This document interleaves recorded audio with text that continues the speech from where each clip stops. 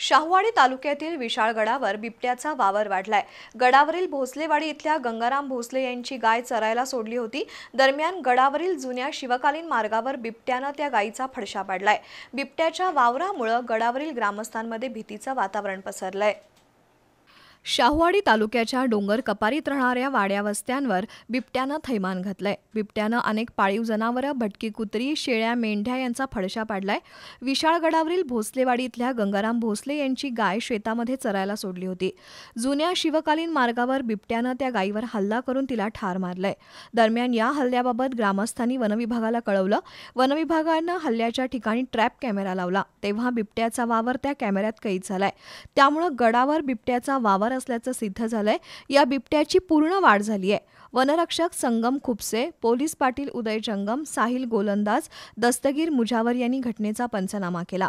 गडावर बिबट्याचा वावर असल्याचं कळाल्यानं इथल्या रहिवाशांमध्ये भीतीचं वातावरण पसरलंय।